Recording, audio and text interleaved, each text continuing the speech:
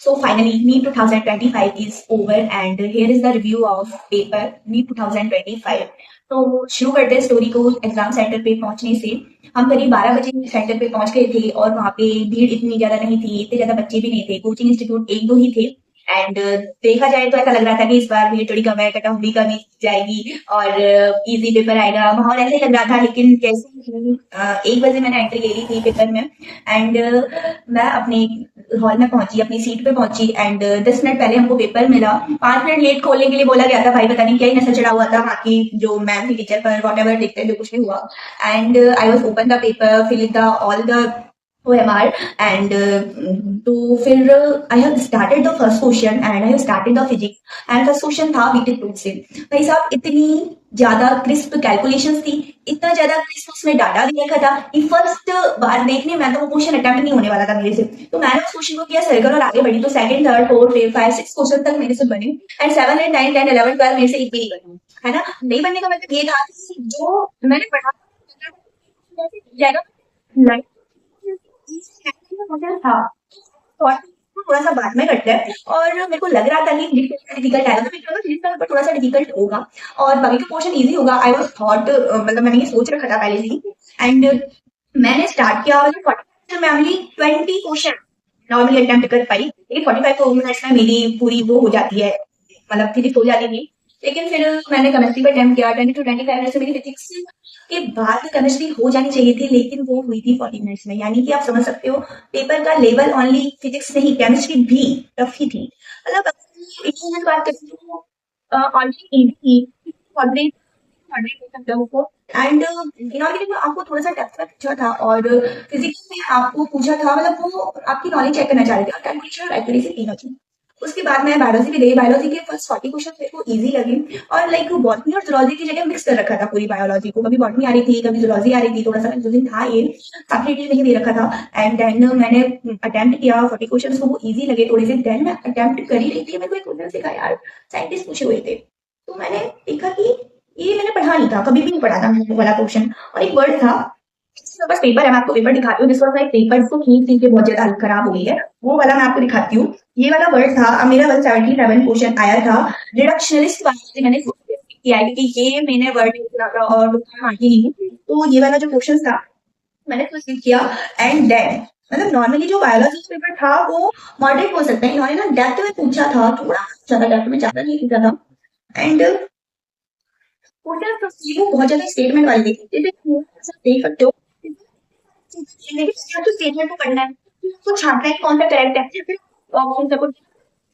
ये पेपर थोड़ी पता था कि पेपर बहुत ही ज्यादा लेंथी था और पेपर ही बहुत ज्यादा लेंथी था।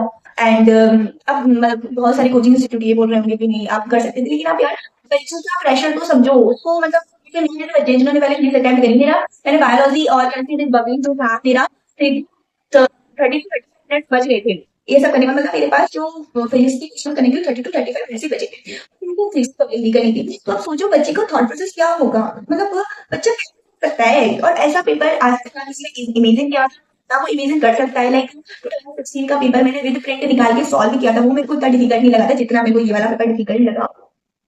मतलब वो आते नहीं थे और मेरे से बन नहीं रहे थे क्वेश्चन, बहुत ज्यादा टाइम लेते थे। मतलब अगर आपको ऐसे 3 घंटे का पेपर है, आप इसको 7 घंटे में लो और आप एक क्वेश्चन करने के लिए आपको 15-15 मिनट मिलेगा, ऑब्वियसली कर दो ना। गैप में रह के ये क्वेश्चन कर पाना ना थोड़ा सा डिफिकल्ट था। और बहुत बच्चों का पेपर जो था वो हैवी गया था, बहुत बच्चे जो थे, मतलब मेरे रूम के साइड वाले रूम में, मतलब मेरी एकदम सेकंड लास्ट पे था मेरा जो मेरी जो चेयर थी, वहां पे एक बच्चा लिटरली रो रहा था। मैम उसे बोल रही थी कि यार बेटा चुप हो जा, अभी टाइम बचा है, लाइक हाफ एन आवर बचा था, बट चुप होने का नाम नहीं लिया। यार पेपर मतलब हो ही नहीं रहा और मतलब मेरे जो हॉल में जो बच्चे थे वो एक दूसरे के फेसेस की तरफ देख रहे थे, सब लगी पेपर शुरू कहाँ से करें और एंड कहाँ करें, मतलब सॉल्व ही नहीं हो रहा था। This was very shocking paper. And ऐसा पेपर एक्सपेक्ट तो किसी ने नहीं किया था। मैंने जितने भी टेस्ट दिए, मैंने पीडब्ल्यू का टेस्ट सीरीज एंड मैंने आकाश का टेस्ट भी दिया था और एक अदर लोकल में हमारे यहाँ पे जो है उसका भी दिया था, लेकिन ऐसा नहीं किया था। और यार मतलब शायद एनडीए ने बदला ले लिया अच्छी तरीके से लास्ट ईयर का।